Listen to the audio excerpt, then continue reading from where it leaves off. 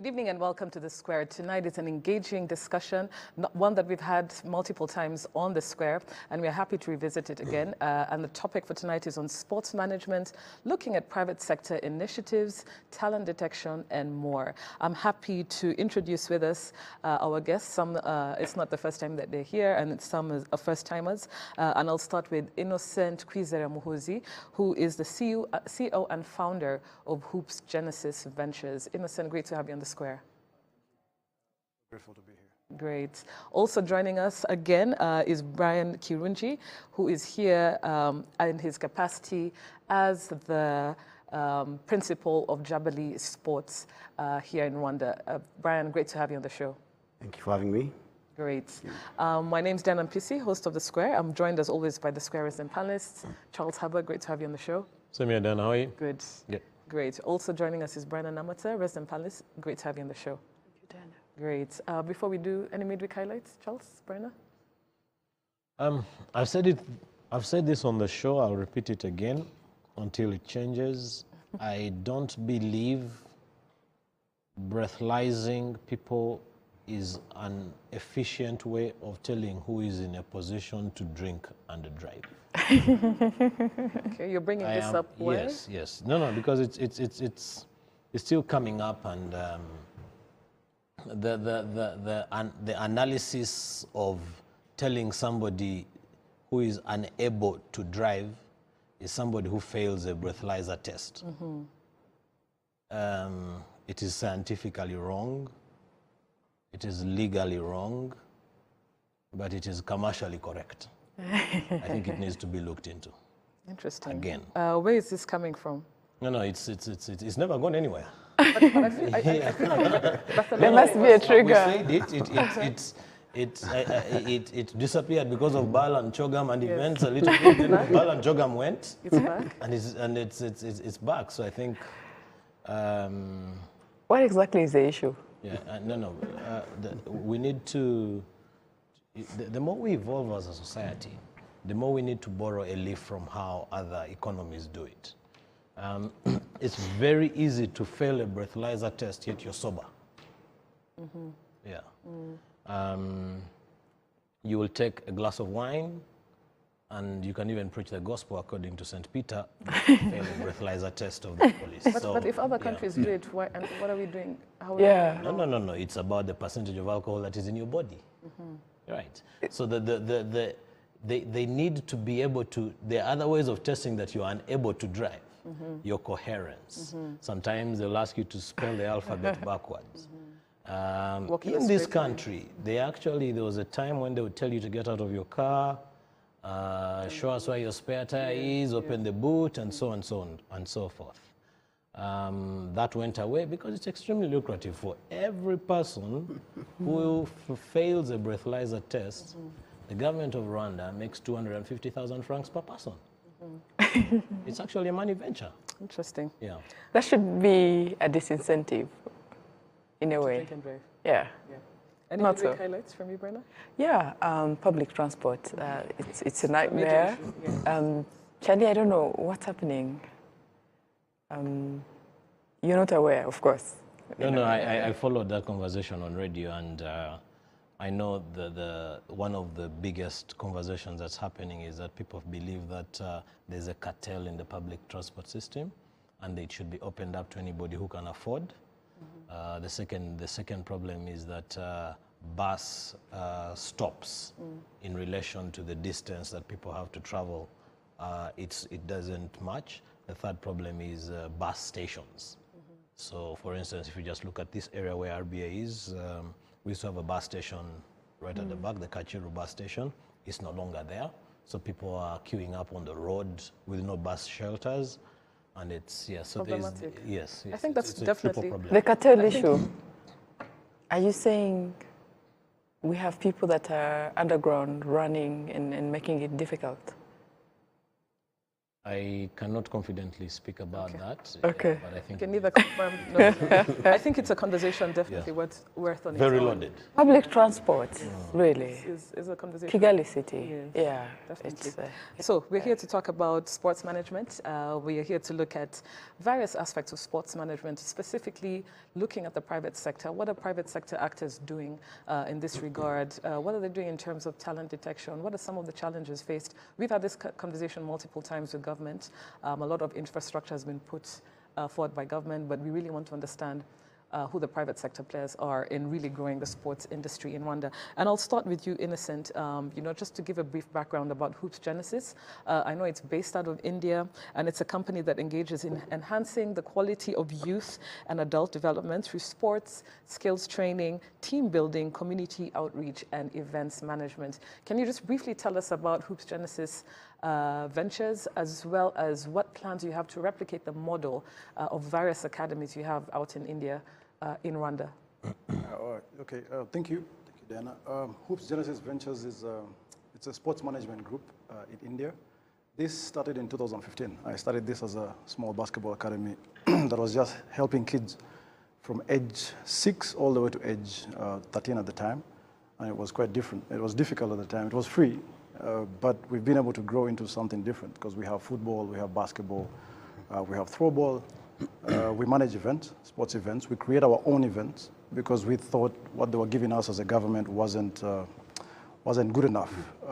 So we decided to create our own events and be able to manage them so that we're able to create more chances for other people because things that are created by government sometimes are just, they're limited to a few people. So we thought this would be the best way to run it. It works with kids from age 6 all the way to adults of age 60 because we believe in corporates. We believe that anyone can learn basketball, anyone can learn football. So it's beautiful, and we're trying to do the same things here in Rwanda right now.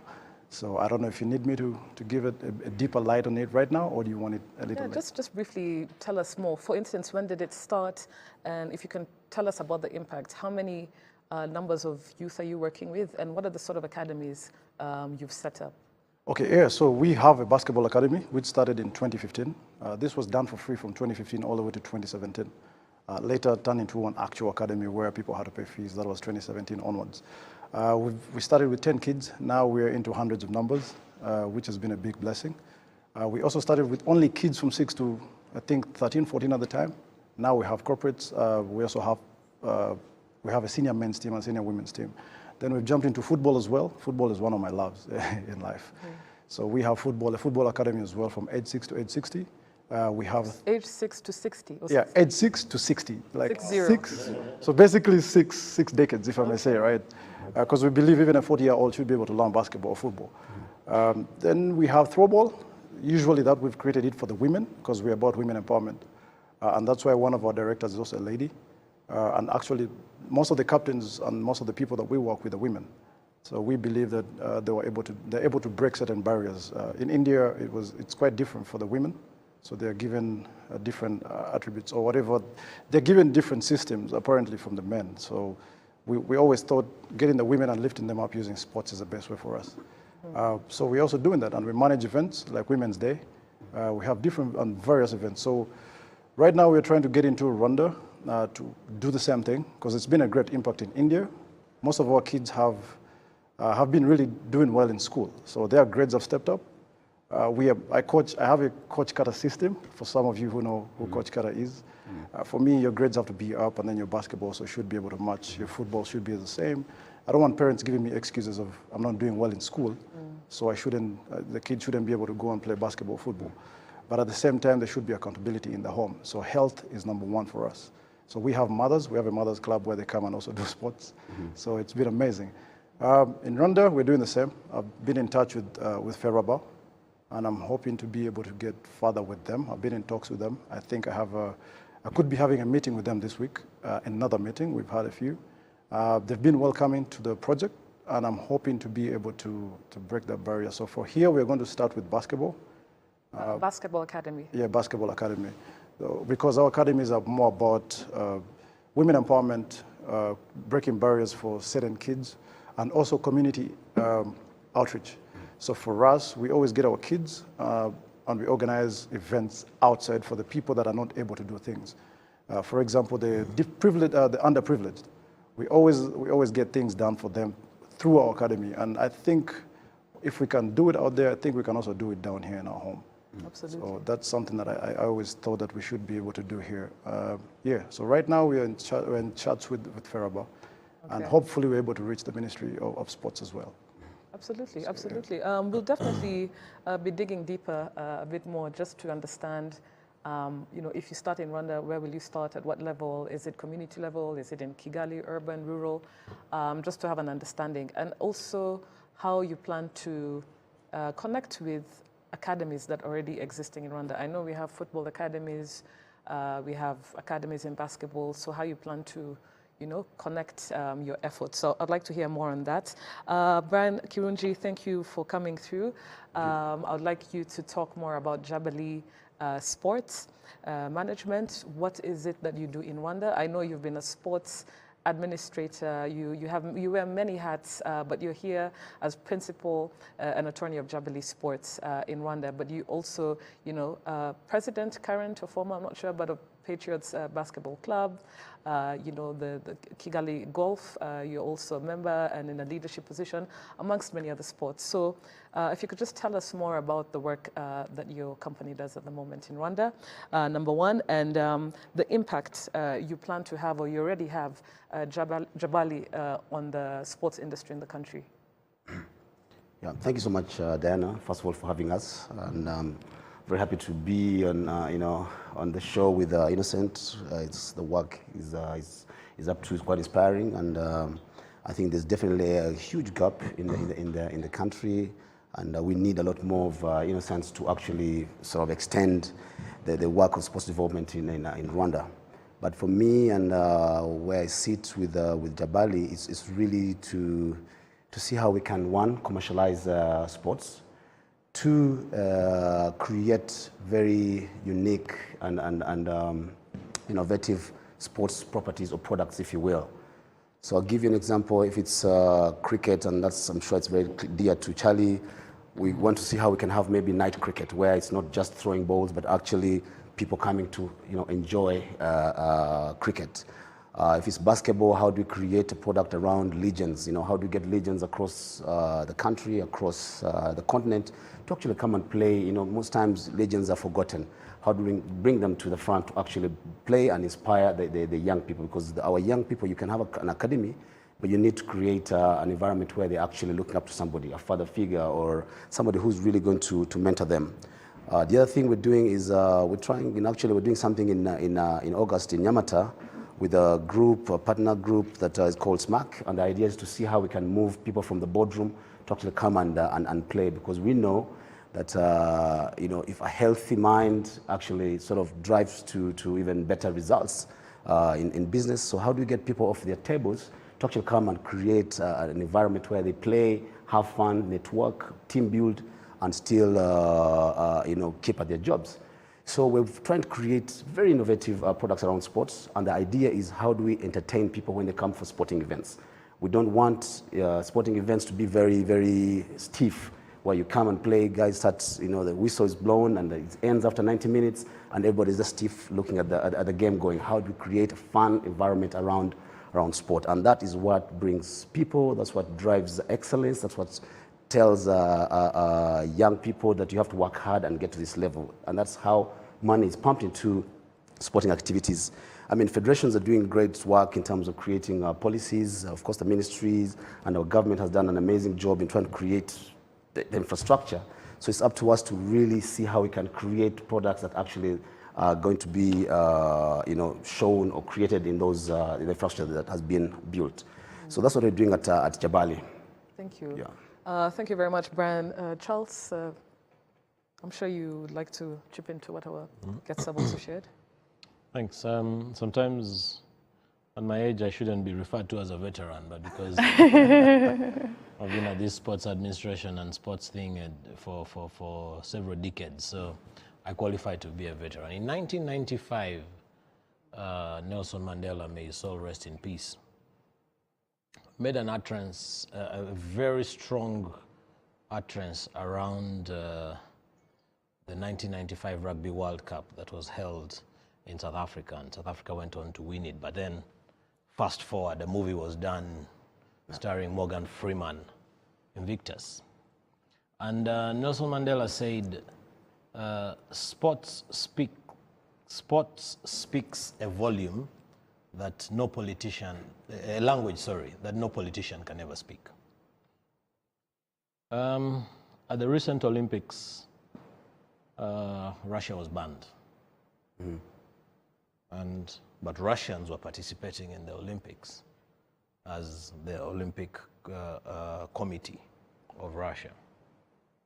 No one wants to deal with the Russians at all, but sports is being put at the forefront. Where am I going with this? That the tool we have with sports is extremely immeasurable, and it can grow leaps and bounds if we enhance it. Now, sometimes it's one of the biggest problems I have had with the sports days, the few hours in a week where government officials are compelled to go and do sports, and the second problem I have with a car-free day, or that day when guys are compelled to stop whatever they're doing. It's as if, you know, your sporting activity is supposed to be boxed into certain hours. I have a huge problem with that. I think the reverse should be that sports should be instilled and inculcated in our day-to-day lives, that it should not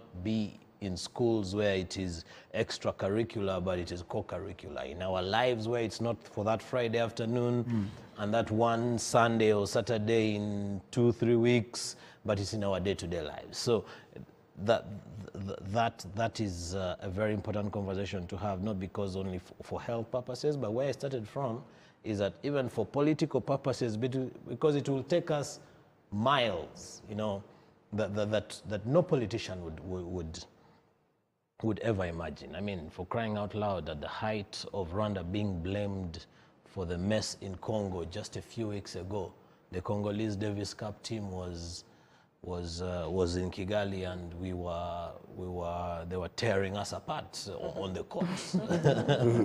You know, throughout, when the borders were closed between Uganda and Rwanda, there is no single national team of Uganda that failed to come over to play any sport you can think about, and vice versa. All our national teams were able to go there whenever there was a regional or international competition. So sports is extremely important.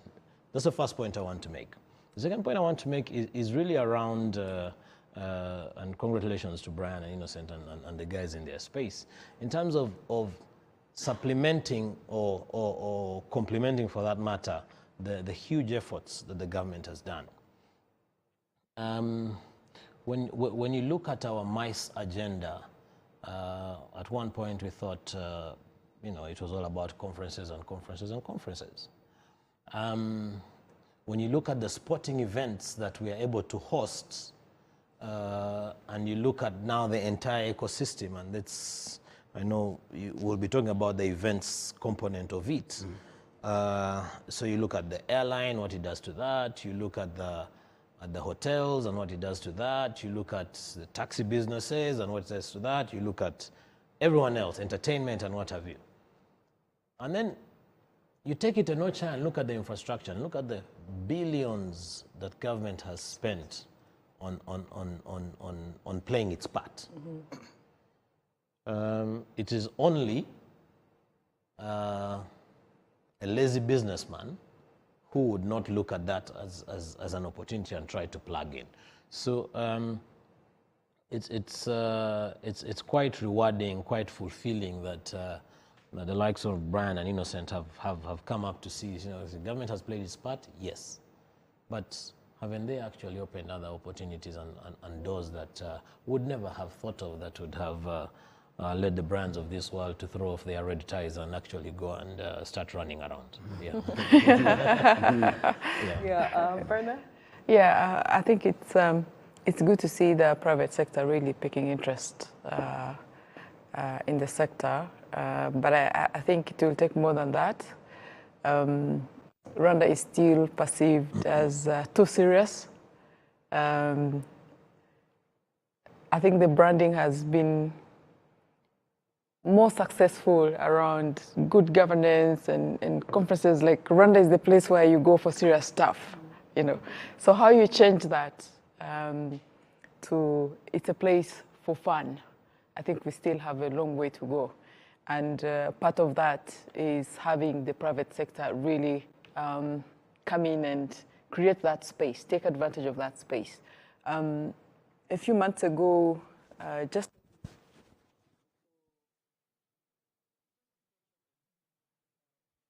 towards, I think, end of last year, we saw sports tourism kind of pick up. But again, I think it was because Rwanda was taking COVID measures very seriously. So most teams were willing to come to Rwanda, to play in Rwanda, because they know they will be safe, you know. Whether they would still want to come now that the skies have opened up, you know, it's still, COVID is still a problem, but I don't think people are as worried as they were then. Yeah. So if we can still attract more events at this time, I don't know. And I think that's where we need to get it, you know, for people to feel that they can come to Rwanda, not just because it's safe, but also it's fun. So kudos to the guys in that space who are trying to create more activities so that you create a mindset, one, a mindset, but also in terms of branding for people to understand that Rwanda is a place where you go to and you have a lot of fun. Absolutely. Yeah. I think that's a valid point that people overlook. You know, the soft skills, the sort of, you know, things after the board meetings, after the conferences, what else can we offer? And I know we harp on and on about it on the show. But yeah, I would like to just go back to you, Innocent and Brian, before we go to the next part of the conversation. Just if you have any responses you wanted to make based on what our panelists have shared. Brian, I'll kick off with you. Yeah, I think I'll pick off what Bana just said about, you know, Rwanda being perceived to be serious. Fortunately, that ties into even what Charlie said, that actually for sportsmen, actually Rwanda is not serious enough. So once they're here and the games are done, that's it. They will have fun. They will have fun. They find ways of having a lot of fun. And just to say that obviously, sports is a huge tool to, you know, transcend a lot of things. But it's also now that we are realizing, or at least we're seeing the benefits of actually what our government has done. So for me, I think it's the right time, not just even create products for Rwanda, but we've got to satisfy Rwanda as a market. But I think we can still export some of these innovative products out of Rwanda to other markets. With my colleagues and partners, we're trying to see how we can actually, you know, have some made in Rwanda sports created, or other products created that we can actually export. And we'll talk about that, I think, in the later part of the show. Thank you. Innocent, is there anything you'd like to add? Yeah, for me, I would say sports is a vehicle that takes us different places. And I think we can actually do more with sport because I feel like some people think sport is just something just running around, you know, bouncing a ball. That's something people think. But sports has opened up doors for so many people. For example, I always give this example, and it's funny because it's silly, but I always say the government of a certain country will call Messi to take on a big event, you know, sit with the government, I mean, with the president of another country. Yeah. Something they can't do for another guy who is a dog, you know, guy wearing a suit every day. Yeah. You get what I mean? But Messi will come in his shorts and chill with the president of another country and sit with him. But you know why? Simply because he's great at kicking that basketball. It brings revenue for certain people. So we try to encourage people that sport is really much more than just running around and kicking a ball, for sure. So I think for me, that's my biggest worry every day. Yeah. I want us to talk about the challenges that you have observed, you know, key challenges just from your professional background you've observed in the Rwandan sports industry. Like, you know, we've just been saying government has made hefty investments in the sports infrastructure in this country. You know, some examples include the Kigali, the BK Arena that was recently changed in terms of naming, you know, it's 10,000 seating capacity, the Gahanga Cricket Stadium, the Gisagara International Gymnasium, and different academies, football and other disciplines out in the country. So in spite of these inroads that have been made, why do we still fall short when it comes to talent detection, in this country. And, you know, Innocent, you're talking about starting from kids as young as 6 years old. So I think that's very important. What gaps do we still have when it comes to talent detection, number one? Regional competitiveness. Yeah, we keep on crying about our football competitiveness in the region, as well as you know, yeah, what are some of the gaps you see in this field, and what do you think can be done? And I'll kick off with you, Brian. I think I'll probably speak to just two areas, and one is that at what age we pick our talent. I think most talent in these parts of the world, especially in Rwanda, is about 15 years old or even more when they are almost done with high school. So at that time, you know, somebody has played freestyle and they don't have all the basics to actually compete at the highest level. So I think we need to bring down the age to probably about 5 years old to start, you know, modeling our talent. And the work of Innocent in terms of creating these academies actually comes in handy to pick these kids at a very early stage. And that also ties into creating a balance of academics and actually sports. So academies like Innocence should actually even start thinking about creating academic programs around their sporting academies, where somebody actually comes in, does academics, and still does their sports.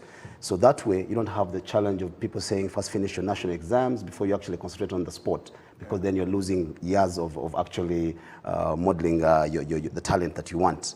The second thing is, I think, what we're trying to do at Jabali is to run away from the challenge of sponsorships and corporate participation.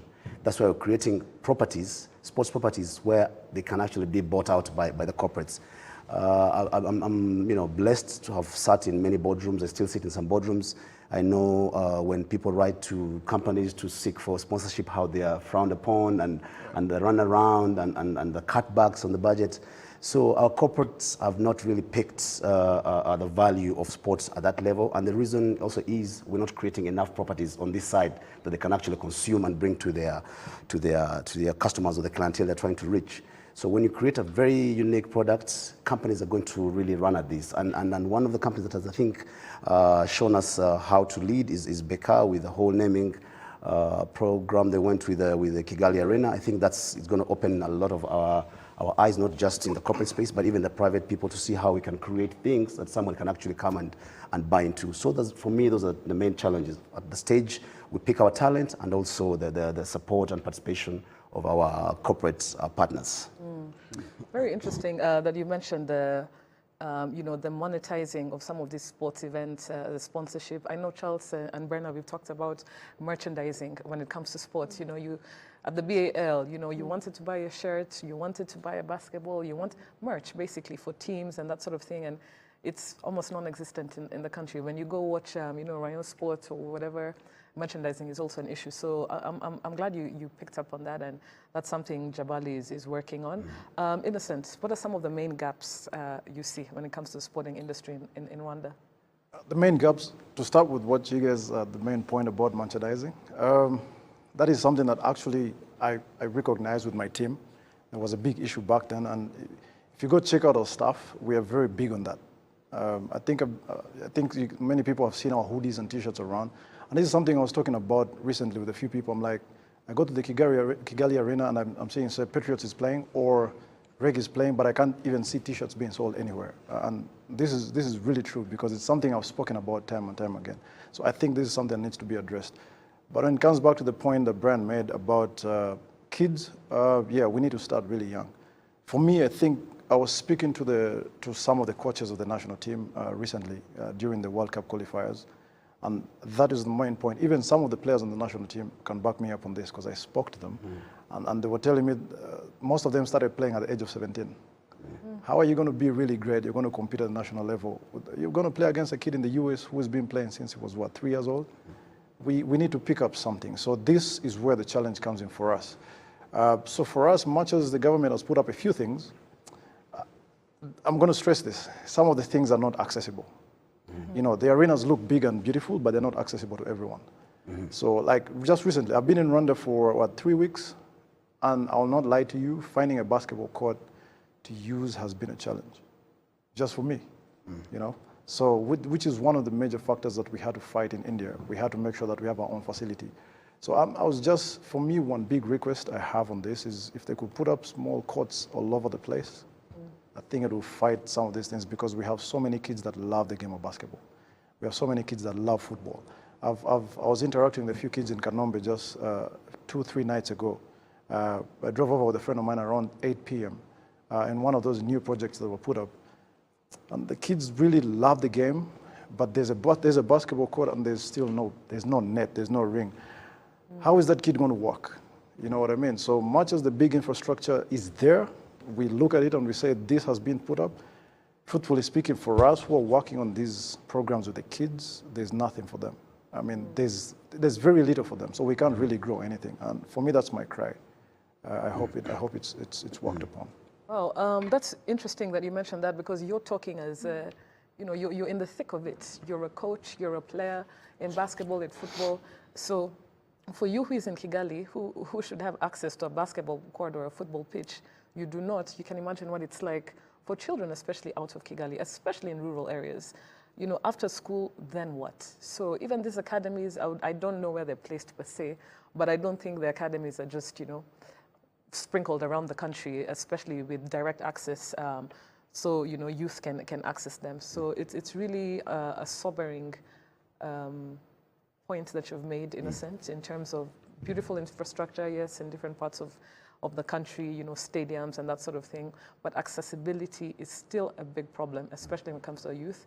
And these are young people who want to start training at the age of 4 or 5. So a very interesting point you made there. Brenna, what are some of the gaps you think exist, and what solutions do you have for this in the sports industry? Yeah, I actually have a follow-up question for Innocent. What does he mean when he says that they're not accessible? Innocent, would you like to answer that? Yeah, truthfully speaking, the Kigali Arena looks beautiful. Now it's the BK Arena. It looks beautiful, but how many people can use it now? A small example I'll give. There's so many league games that happen, right? The Patriots is playing, the Reg is playing. What's going on? Why are we still playing outside? You get what I mean? Why are we still playing at the Rafiki court? Div 1 games shouldn't really be outside. They should at least be in the arena, because we can't be picking and choosing which games should be in the arena. You get what I mean? Because these beautiful infrastructures, you guys don't know, but it's like a shoe. When you see a shoe that is very beautiful, you want to buy it, right? So when I look at beautiful infrastructure, I want to go and play basketball.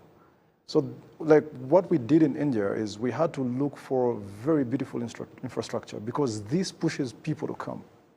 There's a kid who just gets attracted by the color of the basketball court, or is just attracted by how covered it is.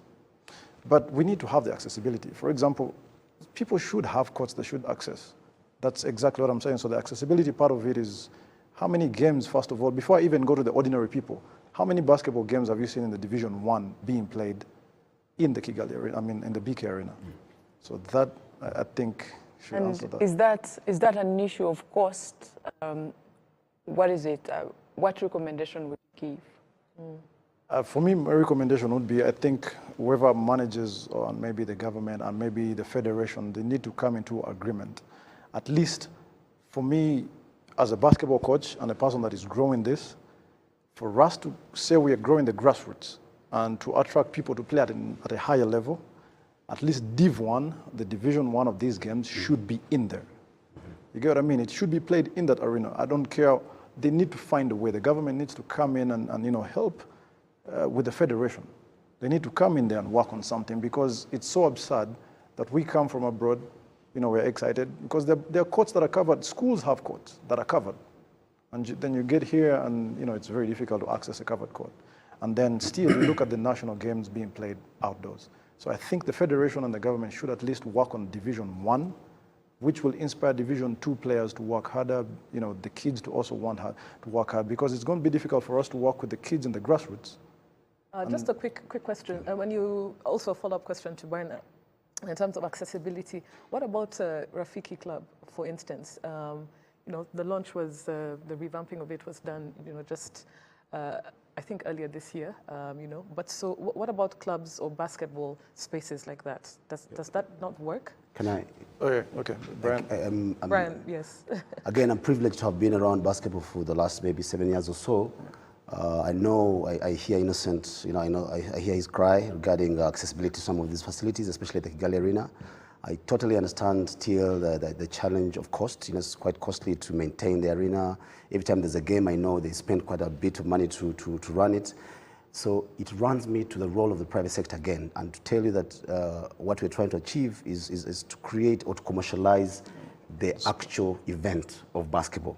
How do we get everybody to actually spend money to come to the game? When you do spend money to come to a league game, that means the teams could access some of those funds. That means the federation could access some of that money. That means Kigali, or rather Beka Arena, gets some money from this. So you need to commercialize the game. That's why you saw everything happening around BAL, the BAL. There's a lot of activation that happens before the event. What you see is 40 minutes of the game, but there should be pre-activities and during activities and even after activities. I come for an event, I come for fun. I don't come to just watch so-and-so dunking. Dunking is just just a flash. But if there's a show going on in the halftime, you saw with the Super Bowl, the halftime show is what everybody goes for. People pay, I don't know, multi-millions for just a second to be on the halftime. So we've got to commercialize even Division 1 games that you're referring to. Yeah. So it's a catch-22 situation where you've got to balance the cost of running an arena, but also the cost of how much the federation or the clubs are actually getting out of people coming to the game or buying the merchandise or doing all sorts of things. Diana talks about Rafiki. Rafiki is a beautiful facility. I think thanks to the partners that put it together, it's beautiful, but of course, it didn't have enough seating capacity to attract a good, spectator numbers. But obviously we're learning. It's I think, a process that people should start thinking about private arenas, mini arenas. Yeah. The Kigali Beka Arena can host BAL, can host bigger events. Once in a while we can get in there and play as legends. I can promise you that I would love to be there as well and play there, because I didn't play on a floor like that, and so it would be an opportunity. But if we get private people to actually put together mini arenas, we're getting some of those. Most of the schools around Kigali, at least for now, have very good and decent basketball courts. The issue is how do we create an economy around that court, because then that will attract the talent, that will attract interest of everybody around the ecosystem, to ensure that it's a commercial venture rather than asking government to always come in and try to support. It cannot be sustainable. So we've got to find a way that we help as the private sector. Thank you. Brenna, you wanted to I just wanted to add context. Yes, context to why I was insisting on trying to understand what the issue is. As we know it, the arena is public. It's owned by Rwandans. You agree with me? Yes, I do. Charlie, it's owned by Rwandans, right? No. What do you mean? It was funded by taxpayers' money. But just finish your point. Okay, finish your point. So we get to So my point is, yes, you have BK coming in. You have, they've outsourced it. You have the private sector now at play. Yeah? Managing it. But bottom line, it is a facility owned by Rwandans. So how it doesn't become accessible, for me, is an issue. And whatever it takes to address that, whether it's getting the private sector to do more in terms of products and getting it active, this is the point where I really would love to have the Ministry of Sports to give context and explain what's happening. Yeah. Charles? I mean, it's always fun when I disagree with Bana, because sports is supposed to be fun, sports is supposed to be entertainment. Yes. If we're talking about it's a public thing, the arena is public, we may as well get Rwanda and take it to Gisenyi and tell everyone who wants to go for Kivu Fest, come, there will be a free ride, jump onto Rwanda and go for Kivu Fest. Can I clarify that? Yeah. No. Because, no. Charlie, I need to clarify that. Yes. Rwanda is a perfect example. Yes. Yeah? Yes. Rwanda is public. Yes. Yeah? What we need to make sure is that Rwanda is creating the value that makes it sustainable. But yes, yeah? And it's supposed to be profitable. Yes, and profitable. Yes. And how you do that is making sure that it's actually doing its job. Yeah? So let's not confuse the two. But I want to put it in context. The basketball games that Innocent wants to have in the Kigali Arena will not make it sustainable. Even if you're to look at the most popular sport in the world, football, and contextualize it to Rwanda, and take a small stadium like Huye or Nyamirambo, which is Stade de Kigali. It is difficult to fill the stadium when it's not either APR playing Rayon Sport or Rayon Sport playing Kiyovu or Mukura playing APR. The story is, and I think Brian alluded to this, is that if you look at it as the sport only, you miss actually the bigger point. The entire ecosystem is what will make the sport sustainable. Now, and I'll give you a few more examples because I've lived this in different sporting worlds. And I'll speak Formula One, I'll speak cricket, and I'll speak tennis, and I'll speak rugby. Yes. Yeah. Not all of them. In the interest of time. Yes. I know. But I want Every Grand Prix that you'll go to, whether it's Bahrain or Abu Dhabi or whatever it is, you will find that the fun and the ambience when Rihanna is performing is way bigger than Lewis Hamilton beating Max Verstappen to the pulpit. Right? I want to clarify that. No. Yes. Very quickly, so that he has time to rebuttal. In the Rwandan basketball context, those stadiums feel because halfway DJ Marno or there's an artist Riderman or whoever, or there's a DJing competition and what have you. Right. So the game is important, but it's not all about the game.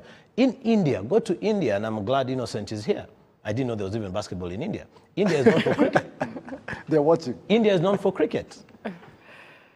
Cricket is popular. The most popular sport, the most popular competition in the world is the Indian Premier League. It's one of the reasons why it's popular is because they are queen dancers.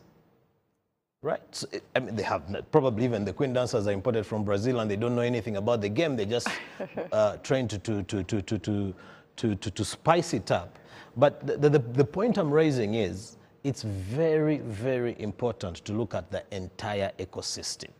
And when we look at it as just saying we are playing, we're missing the entire point. But I think... For crying out loud, I don't even think that basketball is contributing 30% to the revenues that the BK Arena is bringing. I stand to be corrected on the numbers, but the government of Rwanda, to your point about taxpayers' money, has put in $100 million.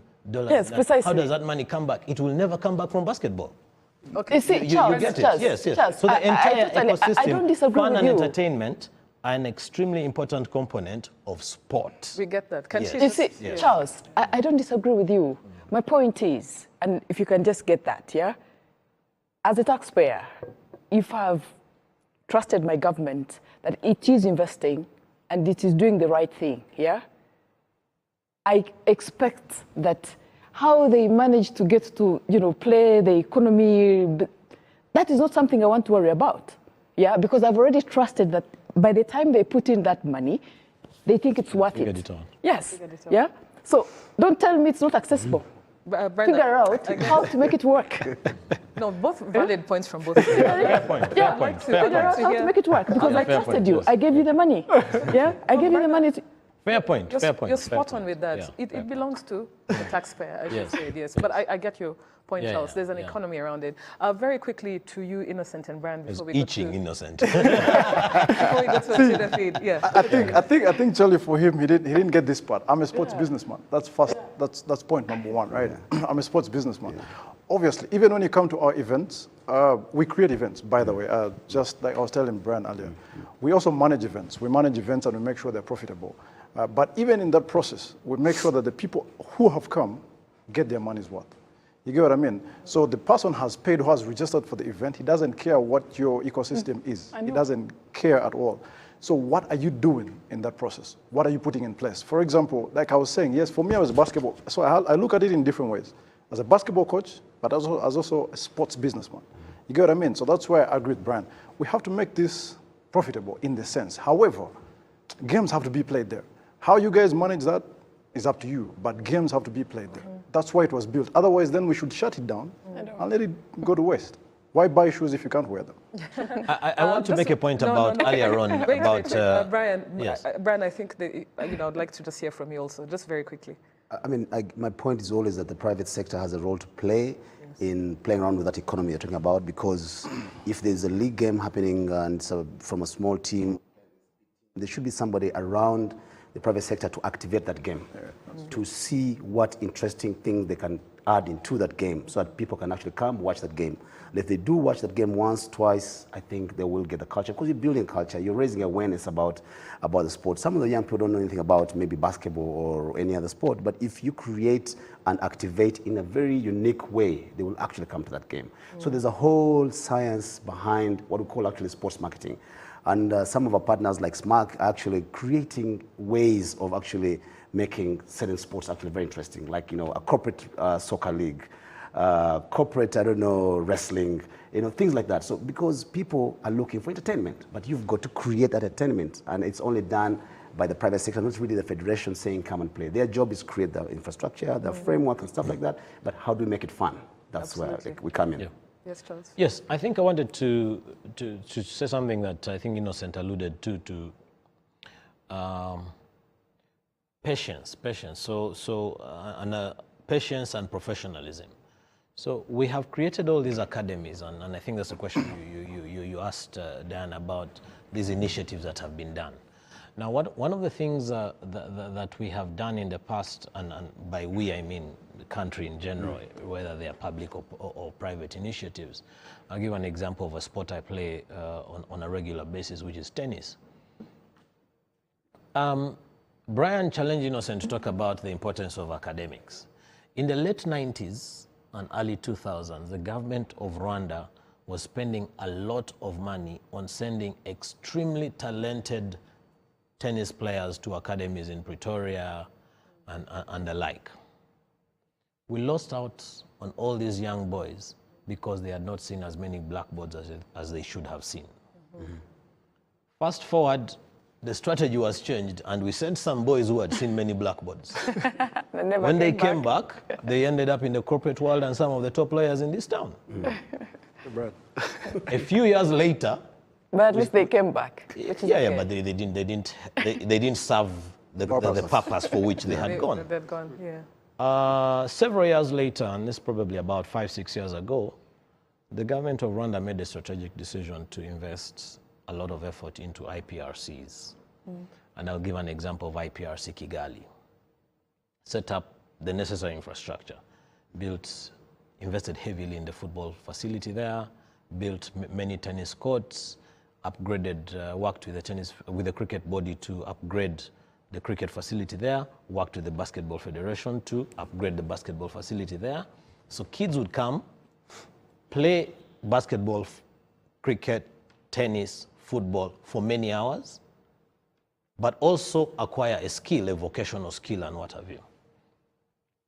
Has it yielded something?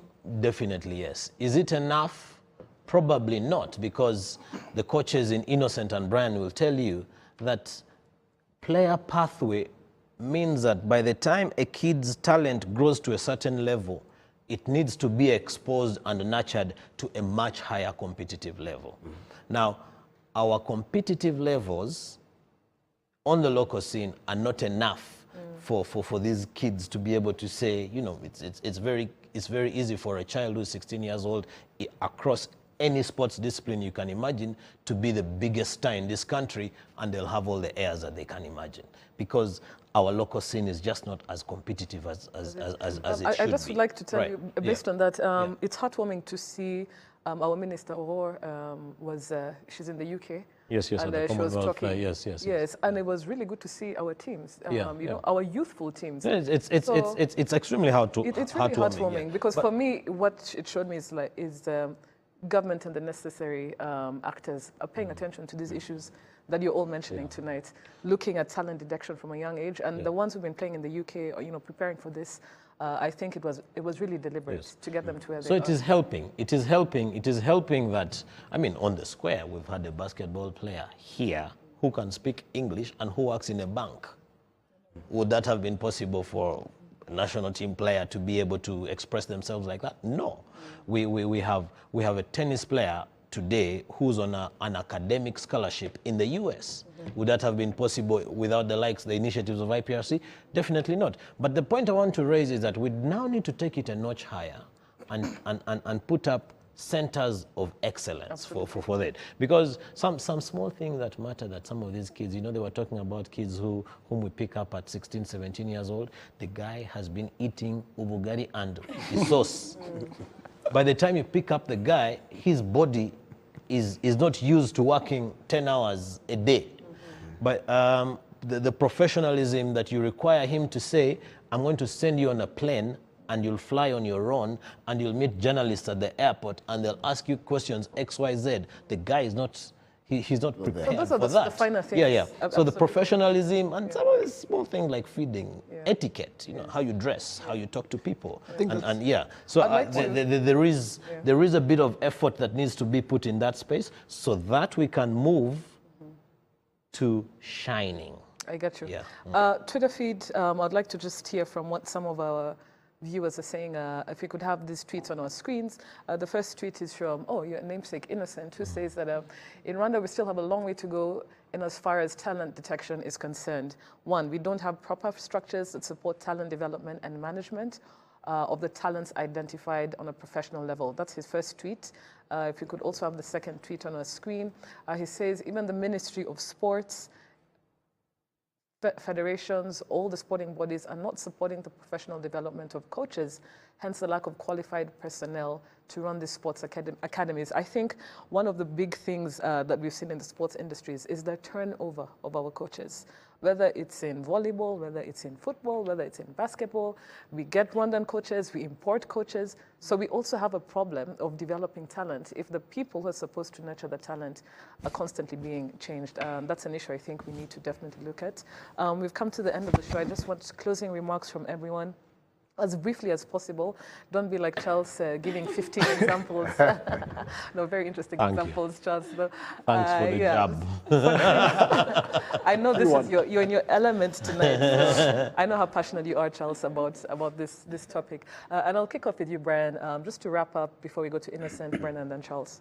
Yeah, I mean, again, thank you for having us on the show, and it's good for us that the private sector is coming on the table, and we just pray and request that they leave that space for us and let us create, let us innovate, and I think if we work hand in hand with the powers that be in the sporting environment, we should be able to get to where you want in terms of real talent development and actual commercialization of sports in Rwanda. Thank you. Over to you, Innocent. Mine is simple. It adds to the point that Charlie had. Mine is just encourage parents to push their kids out to do sport. But most importantly, I think the coaches need to be serious. Because again, from the talks I've had with many people, I think sometimes most of us think about the money when it comes to academies, because there's so many academies, but where's the product? That's where the problem is. That's where the problem is for me. For me, if there's no product, then I don't think the academies should exist anyway. I think we should have academies that are giving us product. That for me is my main point. Thank you. Thank you. Brenna, closing remarks? Talent involvement is just Wow, Bernard, you've just given up on our talent in sports in this country. If it's taking forever, let's make the money from hosting. Yeah, the sports events. So we should just allow. There's no talent we have in regional competitiveness. This is not our strength. Basketball, football, cycling. No. She's practical. She's practical, but you can't give up like that, Brenna. It's work in progress. You shouldn't. I want to call upon Bana. I want to call upon Bana to give people patience. It is an investment that requires a bit of a return. So let's be a little bit patient. Finally, Bana and Diana. On the 15th of August, can we go to Bugesera race. and race? We do Absolutely. a square team? Absolutely. Yes. I'm there. Thank you. We'll be there Yeah. with Thank you, you. Brian. Absolutely. Embarrassing We'll ourselves. invite you. You'll be invited. Embarrassing ourselves on the pitch, but it's fine. So thank you too much. Thank you very much, sorry, to our viewers. Thank you so much to our guests, Brian and Innocent. It's been an honor having you with us tonight. Thank you. Thank you very much, Charlie, Pleasure. Brenna. Pleasure. Always a pleasure hosting. To our partners, Uzi Collections and Bourbon Coffee, thank you for always supporting The Square. Have a good night. See you again next week.